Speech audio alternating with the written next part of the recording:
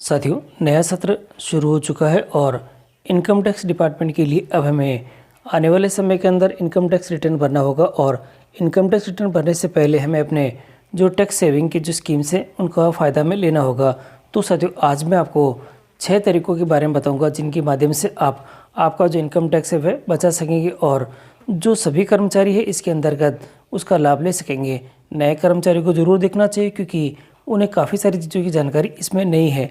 तो all government employ और government teacher एमसीडीज़ इसके लिए अप्लाई कर सकेंगे और ये सभी के लिए फ़ायदेमंद है। टैक्स को जीरो करने के लिए हमें जो कुछ छूट का यूज़ करना पड़ेगा और वह क्या क्या छूट होगी, तो इन सभी के बारे में आज मैं आपको जानकारी देने वाला हूं। तो आप वीडियो को शुरू से अंत तक ज़रूर देखें और यदि आप हमारे चैनल पर नए हैं तो चैनल को सब्सक्राइब करके रखें, जिससे कि इनकम टैक्स रिलेटेड जो इन्फॉर्मेशन है आपको सबसे पहले हमारे चैनल के माध्यम से प्राप्त होती रहे। साथियों, और जो पहली स्कीम है, हमारा जो पहला तरीका है वह है स्टैंडर्ड डिडक्शन। और साथियों, हम आपको बता देते हैं कि स्टैंडर्ड डिडक्शन के रूप में हमें 50,000 रुपये तक की छूट मिलती है और स्टैंडर्ड डिडक्शन की छूट का लाभ वेतनभोगी व पेंशनर्स को मिलता है और इसकी सीमा जो दे रखी है 50,000 रुपये तक है। तो आपको स्टैंडर्ड डिडक्शन की छूट के रूप में 50,000 रुपये का जो लाभ है वह मिल सकेगा और ये सभी जो स्कीम्स हैं वे ओल्ड रिजिम के अंदर ही है। और दूसरा जो हमारा ऑप्शन है वह गवर्नमेंट सेविंग स्कीम्स है, जो कि अंडर 80C के तहत आता है और आप 80C के तहत 1.5 लाख रुपए तक बचा सकते हैं। इसके लिए EPF, PPF और ELSS या NSE में निवेश करना होता है और इसके अलावा भी आप 2 बच्चों के ट्यूशन फीस के रूप में भी 1.5 लाख रुपए तक की रकम जो आयकर छूट का लाभ इसमें उठा सकेंगे। तो ये भी आपके लिए 1.5 लाख रुपए तक की छूट पाने का जो इसमें सेक्शन अवेलेबल है और इसके अंदर आपको ये जो बचत की स्कीम्स है उसके अंदर आपको निवेश करना पड़ेगा। साथियों, और तीसरा जो हमारा ऑप्शन है वह NPS है, नेशनल पेंशन स्कीम है और अंडर 80 CCD के तहत आप साथियों, अगर आप अलग से नेशनल पेंशन स्कीम में सालाना 50,000 रुपये निवेश करते हैं तो सेक्शन 80 CCD 1B के तहत आपको अतिरिक्त 50,000 रुपये तक यानी इनकम टैक्स में छूट मिल सकेगी यदि आपके अवेलेबल है तो। और जिन राज्यों के अंदर NPS नहीं है वह इसका लाभ नहीं ले पाएंगे।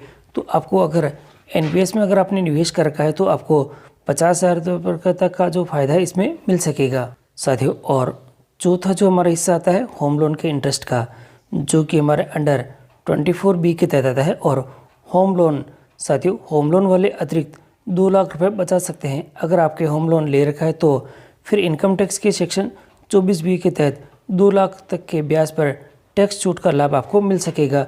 तो ये भी आपके लिए जो टैक्स की छूट के फ़ायदा लेने के लिए आपका बहुत अच्छा ऑप्शन है। और सभी जिनकी इनकम ज़्यादा है तो आपको होम लोन से फ़ायदा लेना ही चाहिए।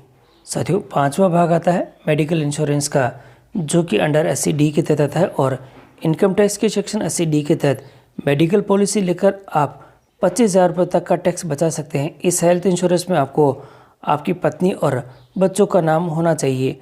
साथियों, आप प्रिवेंटिव हेल्थ केयर चेकअप की कॉस्ट सहित हेल्थ इंश्योरेंस प्रीमियम के लिए 25,000 रुपये तक का डिडक्शन क्लेम कर सकते हैं। और इसके अलावा अगर आपके माता पिता साथियों, अगर आपके माता पिता सीनियर सिटीजन हैं तो फिर उनके नाम पर भी हेल्थ इंश्योरेंस खरीद कर आप 50,000 रुपये तक का अतिरिक्त डिडक्शन आप पा सकते हैं। तो ये भी आपके लिए टैक्स छूट में फ़ायदा लेने के लिए बहुत महत्वपूर्ण भाग होगा। साथियों, और छठा जो भाग आता है हमारा डोनेशन का, और ये जो भाग आता है हमारे अंडर 80G के तहत आता है और आप संस्थाओं को चंदा या दान देकर टैक्स में 25,000 तक का लाभ ले सकेंगे। ये तभी मान्य होता है जब आप दान या चंदे की मोहर लगी रसीद जमा कराते हैं और इनकम टैक्स के सेक्शन 80G के तहत दान या चंद के रूप में दी गई रकम पर 25,000 तक का टैक्स डिडक्शन क्लेम कर सकते हैं। तो साथियों, आपने देखा कि हमने इन 6 ही तरीकों का जो प्रयोग करते हुए हमारी जो सैलरी है और सैलरी से जो बनने वाला हमारा इनकम टैक्स इस बार बनेगा, उस इनकम टैक्स के हम छूट पा सकेंगे। और यदि आपने अभी तक इनका प्रयोग नहीं किया है तो आप इनका प्रयोग करके आप जो टैक्स में छूट पा सकेंगे और आपको थोड़ा इससे रिलीफ भी मिलेगा।